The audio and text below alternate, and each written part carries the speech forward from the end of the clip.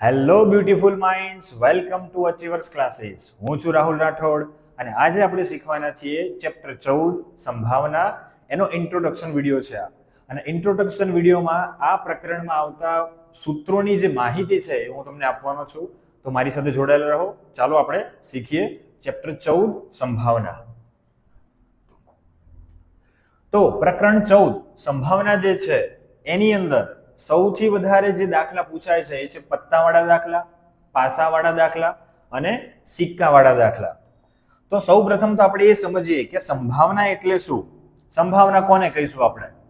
તો સંભાવના એ કોઈ પણ ઘટના થવાની શક્યતા દર્શાવે છે. બરાબર? કોઈ પણ ઘટના થવાની જે શક્યતા છે એને આપણે શું કહીએ છીએ? સંભાવના કહીએ છીએ. સંભાવના જે છે એ હંમેશા કોની વચ્ચે હોય? 0 અને 1 ની વચ્ચે હોય છે. બરાબર છે? તો જે ઘટનાની સંભાવના 0 હોય એ ઘટનાને આપણે કેવી ઘટના કહીએ છીએ? અશક્ય ઘટના. અને જે ઘટનાની સંભાવના 1 હોય એ ઘટનાને આપણે શું કહીએ છીએ? ચોક્કસ ઘટના. બરાબર છે? એટલે કે સંભાવના જે છે એ 0 અને 1 ની વચ્ચે હોય છે, જેને આપણે આવી રીતે લખી શકીએ છીએ 0 less than equal probability of event less than equal 1. એટલે કે 0 અને 1 ની વચ્ચે હોય છે અથવા તો 0 જેટલી અથવા 1 જેટલી સંભાવના હોઈ શકે છે. સંભાવના માટેનું સૂત્ર છે આ રહ્યું. તો આ સૂત્રની અંદર તમે ધ્યાનથી જુઓ કે પ્રોબેબિલિટી ઓફ ઇવેન્ટ એટલે કે ઘટના થવાની સંભાવના, એમાં ઉપર આપણે શું લખીશું? તો કે ઘટનાને જે આપણે નામ આપ્યું છે ઈ, તો ઘટના ઈ ઉદ્ભવવા માટેના સાનુકૂળ પરિણામોની સંખ્યા. આપણે ફક્ત આટલું લખીશું કે સાનુકૂળ પરિણામોની સંખ્યા. અને છેદમાં શું લખીશું? તો કે પ્રયોગના શક્ય તમામ પરિણામોની સંખ્યા. હું તમામની જગ્યાએ આ શબ્દ વાપરું છું, કુલ શબ્દ, જેથી આપણને સમજવામાં સરળતા રહે. તો સૂત્રમાં શું લખીશું? શક્ય કુલ પરિણામોની સંખ્યા. તો સૂત્ર શું બને છે? P of E બરાબર ઉપર આવશે સાનુકૂળ પરિણામોની સંખ્યા અને છેદમાં આવશે શક્ય કુલ પરિણામોની સંખ્યા. તો નેક્સ્ટ પૂરક ઘટના. પૂરક ઘટના કોને કહેવાય? તો ઘટના એ ઉદ્ભવતી નથી અથવા તમને રકમમાં એવું આપેલું હોય કે એ નહીં, તો જ્યારે એ નહીં આપેલું હોય તો આપણે એને શું કહીએ છીએ? ઘટના એ ની પૂરક ઘટના કહીએ છીએ. અને એને કોના વડે દર્શાવીએ છીએ આપણે? A12 વડે એને દર્શાવવામાં આવે છે. બરાબર છે? પછી કોઈ પણ ઘટના અને તેની પૂરક ઘટના એનો સરવાળો હંમેશા કેટલો થાય? 1 થાય. તો એને સૂત્ર પ્રમાણે આપણે આ મુજબ લખી શકીએ છીએ P of A વત્તા P of A12 બરાબર 1. એટલે કે ઘટના અને પૂરક ઘટના બંનેનો સરવાળો કેટલો થાય? હંમેશા 1 થશે. બરોબર છે? પછી આવે છે સમસંભાવી પરિણામ.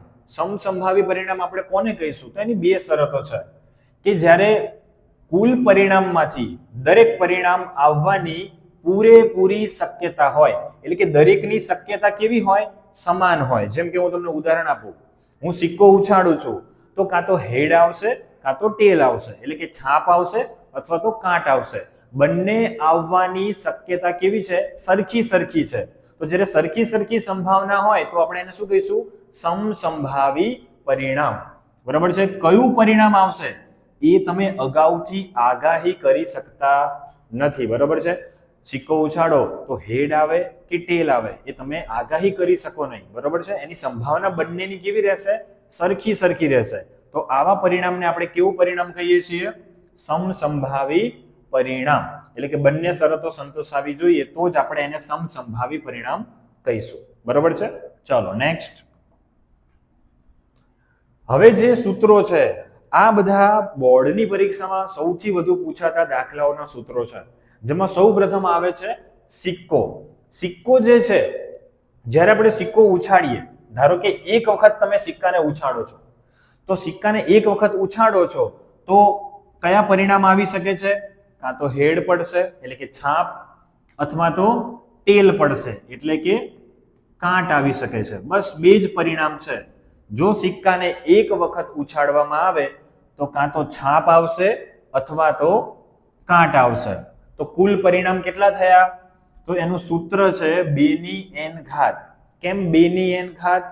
કારણ કે સિક્કામાં કેટલી સપાટી છે? 2 સપાટી છે, એટલે 2 ની n ઘાત. n તરીકે શું લેવાનું છે? તો જો એક વખત સિક્કો ઉછાળીએ તો n ની જગ્યાએ 1 લઈશું. 2 ની 1 ઘાત એટલે 2, એટલે કુલ પરિણામ કેટલા મળશે? તમને 2 મળશે. કયા 2 પરિણામ મળશે? હેડ આવશે અથવા તો ટેલ આવશે. પણ જો સિક્કાને 2 વખત ઉછાળવામાં આવે તો અહીંયા સૂત્રમાં n ની જગ્યાએ શું લેવાનું રહેશે? આપણે 2 લેવાનું રહે. તો 2 ની 2 ઘાત એટલે કુલ પરિણામ કેટલા આવશે? 4 આવશે. કયા 4 પરિણામ મળે? ધારો કે હું 2 સિક્કા ઉછાળું છું. પહેલો સિક્કો છે એના પર હેડ આવ્યું, બીજા સિક્કા ઉપર પણ હેડ આવે છે. હું પહેલો સિક્કો છે ફરીથી ઉછાળું છું, એના ઉપર હેડ આવ્યું, પણ બીજા સિક્કા ઉપર ટેલ આવે છે. એ સિવાય બીજા શું પરિણામ હોઈ શકે? તો જ્યારે સિક્કો ઉછાળું તો અહીંયા ટેલ આવે છે, અહીંયા પણ ટેલ આવે છે.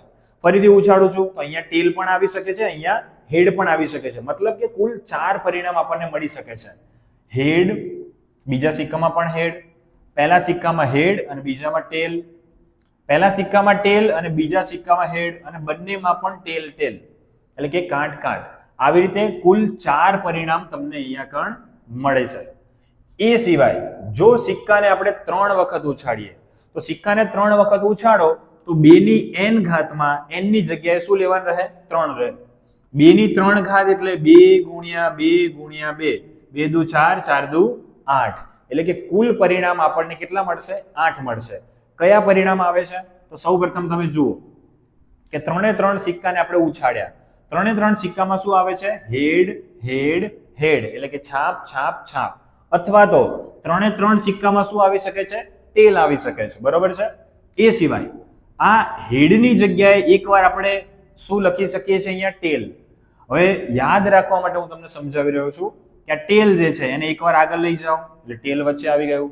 હજુ ટેલને એકવાર આગળ લઈ જાઓ એટલે ટેલ અહીંયા આવી જશે. તો આવી રીતે તમને 4 પરિણામ મળશે. બસ એ જ રીતે અહીંયા જે 3 વખત ટેલ આવ્યું છે એમાં છેલ્લે તમે એકવાર હેડ લખી નાખો. આ જે હેડ છે એને વચ્ચે લાવી દો, પછી એને આગળ લાવી દો, એટલે અહીંયા આવશે THH. બરાબર છે? તો આવી રીતે ટોટલ તમને કેટલા પરિણામ મળે છે? 8 પરિણામ મળે છે. તો એક સિક્કાને n વખત ઉછાળતા કુલ પરિણામોની સંખ્યા, એના માટેનું સૂત્ર શું છે? 2 ની n ઘાત. આ સૂત્રનો ઉપયોગ કરીને તમે આ સિક્કાવાળી જે ગણતરી છે બહુ સરળતાથી કરી શકો છો. ચલો ત્યારબાદ શું આવે છે? તો પાસો. તમે બધાએ પાસાનો ઉપયોગ કરેલો જ હશે, ગેમ્સની અંદર તમે પાસો વાપરેલો છે. તો પાસા ઉપર કુલ કેટલી સપાટી હોય છે? 6 સપાટી હોય છે. એટલે પાસા માટે સૂત્ર શું બનશે? 6 ની n ઘાત. બરાબર છે? આ આપણું સૂત્ર છે. જો પાસાને એક વખત ઉછાળવામાં આવે તો n ની જગ્યાએ આપણે શું લખીશું? 1 લખીશું. તો કુલ પરિણામ આપણને કેટલા મળશે? 6 મળે. કયા 6 પરિણામ આવી શકે છે? તો કે 1 આવી શકે, 2, 3, 4, 5 અથવા 6. એટલે 1 થી 6 માંથી કોઈ પણ એક પરિણામ આવી શકે છે. તો કુલ પરિણામ કેટલા મળ્યા આપણને? 6 મળ્યા. પણ જો પાસાને 2 વખત ઉછાળવામાં આવે અથવા તો 2 પાસાને 1 વખત ઉછાળવામાં આવે, આ બંને ઘટના સમાન જ કહેવાય. એક પાસાને 2 વખત ઉછાળવો અથવા તો 2 પાસાને 1 વખત ઉછાળવો, બંનેના પરિણામ સરખા મળે. કેટલા મળે? તો કે 6 ની 2 ઘાત, n ની જગ્યાએ 2 લખીશું, 6 ની 2 ઘાત એટલે 6 ગુણ્યા 6, 36 પરિણામ મળે. કયા 36 પરિણામ મળે? ધારો કે મારી પાસે 2 પાસા છે, હું પહેલો પાસો નાખું છું એના ઉપર 1 આવે છે, બીજો પાસો ફેંક્યો એના ઉપર પણ 1 આવે છે. પછી આવી રીતે હું પાસો વારંવાર ફેંકું છું તો શું પરિણામ મળી શકે છે? તો પહેલા પાસો પર 1 આપણે ફિક્સ રાખીએ તો બીજા પાસા પર 2 આવી શકે, પછી 3 આવી શકે, 4 આવી શકે, 5 આવી શકે અને 6 આવી શકે. ચલો પહેલો પાસો ફેંકું એના પર 2 આપણે ફિક્સ રાખીએ તો બીજા પાસા પર શું આવી શકે છે? 1 આવી શકે, 2 આવી શકે, 3, 4, 5 અને 6 આવી શકે. આવી રીતે તમે 6 અંક સુધીના જે તમને પરિણામ મળે છે એ લખી શકો. પહેલામાં આવશે 1 1, પછી 1 2, 1 3, 1 4, 1 5, 1 6. આવી જ રીતે 2 માટે પણ લખી શકાય. 2 1, 2 2, 2 3, 2 4, 2 5, અને 2 6 આવી રીતે 6 લાઈન સુધી તમારે લખવાનું રહેશે એટલે ટોટલ આપણને કેટલા પરિણામ મળશે 36 પરિણામ મળે બરોબર છે જો પરીક્ષામાં કદાચ એવું પૂછી લે કે પાસાને 3 વખત ફેંકવામાં આવે છે તો કુલ પરિણામ કેટલા તો 3 વખત ફેંકવામાં આવે તો 6 ની n ઘાત છે એમાં n ની જગ્યાએ આપણે શું લખીશું 3 અને 3 આવે એટલે 6 ગુણ્યા 6 ગુણ્યા 6 જેનો જવાબ શું આવશે 216 એટલે કે પાસાને 3 વાર ફેંકવામાં આવે તો કુલ પરિણામોની સંખ્યા કેટલી થશે 216 થશે તો આ છે પાસાવાળું આમાં જો તમને ખબર પડે છે તો તમારે કોઈ દાખલામાં તકલીફ નહીં પડે ચલો એના પછી સૌથી વધારે મહત્વપૂર્ણ 4 માર્ક્સમાં એક દાખલો પત્તાવાળો દર વખતે બોર્ડની પરીક્ષામાં પૂછાય છે અને ઘણા બધા બાળકોને આ પત્તામાં સમજ નથી પડતી એના કારણે જવાબ ખોટા આવે છે જો તમે અહીંયા સરખું ધ્યાન આપશો ને ઇન્ટ્રોડક્શનમાં તમને બધી ખબર પડી જાય છે તો દાખલો ગણવામાં તમને બહુ જ સરળતા રહેશે તો ચાલો પત્તા વિશે આપણે સમજી લઈએ પત્તાની કુલ સંખ્યા કેટલી હોય છે 52 હવે એ જે 52 પત્તા છે એમાં બે રંગના પત્તા આપણે જોઈ શકીએ છીએ એક છે લાલ રંગના પત્તા અને એક છે કાળા રંગના પત્તા લાલ રંગના કુલ કેટલા પત્તા હોય છે 26 પત્તા અને કાળા રંગના કુલ કેટલા પત્તા છે 26 પત્તા 26 ને 26 ટોટલ કેટલા થશે 52 પત્તા થાય હવે જે લાલ રંગના પત્તા છે એમાં પણ બે ભાગ પડશે એક છે લાલના પત્તા અને બીજા છે ચોકટના પત્તા લાલના પત્તા કેટલા હોય તો કે 13 પત્તા હોય બરોબર છે એવી જ રીતે ચોકટના પણ કેટલા પત્તા થશે 13 પત્તા કાળા રંગના જે પત્તા છે 26 એમાંથી 13 પત્તા કાળીના છે અને 13 પત્તા ફલીના છે આવી રીતે 13 ચોક 52 પત્તા થશે બરોબર છે હવે આની અંદર મુખ મુદ્રા વાળા કેટલા પત્તા છે તો મુખ મુદ્રા એટલે કે જેની અંદર તમને ચિત્ર આપેલા હોય તમે જોઈ શકો છો અહીંયા ગુલામ રાણી અને રાજા બરાબર આ 3 પત્તા એવા છે કે જે મુખ મુદ્રા વાળા પત્તા છે ગુલામ રાણી અને રાજા તો જેને આપણે લાલ કહીએ છીએ એમાં પણ ગુલામ રાણી અને રાજા આવશે ચોકટમાં પણ ગુલામ રાણી રાજા આવશે પછી કાળીમાં પણ ગુલામ રાણી રાજા આવશે અને એવી જ રીતે ફલીમાં પણ ગુલામ રાણી અને રાજા આવશે મતલબ 3 6 9 અને 12 એટલે કે મુખ મુદ્રા વાળા કુલ કેટલા પત્તા થાય તો કે 12 પત્તા થાય હવે આ જે પત્તા છે એમાંથી જો તમને પ્રશ્ન એવી રીતે પૂછે કે કુલ એક્કા હોય અથવા પત્તું ખેંચવામાં આવે છે એક્કો હોય તો એક્કા કેટલા છે તો તમે જોઈ શકો છો કે એક્કા કેટલા થાય 4 થાય પણ એવું કહે કાળા રંગના એક્કા કેટલા છે તો કાળા રંગના એક્કા કેટલા થશે 2 થશે પણ એવું પૂછે કે કાળીનો એક્કો કેટલો બરોબર છે તો કાળીનો એક્કો માત્ર ને માત્ર કેટલો આવશે 1 આવશે અને આમાં જ બાળકોને સૌથી વધુ તકલીફ પડતી હોય છે બરોબર તો આ 3 વસ્તુ તમારે ધ્યાનમાં રાખવાની છે કે કાળા રંગના કહે કાળીનું પત્તું કહે અથવા એક્કો કહે તો એ કઈ રીતે તમારે લખવાનું થશે જો હું તમને ફરીથી આ વસ્તુ એકવાર બતાવું છું કે જ્યારે એવું કહે કે કાળા રંગના રાજા કેટલા તો જો કાળો રંગ કહે તો તમારે બંનેમાં જોવાનું બરોબર છે કાળો રંગ કહે તો કાળીનો રાજા પણ આવશે અને ફલીનો પણ રાજા આવશે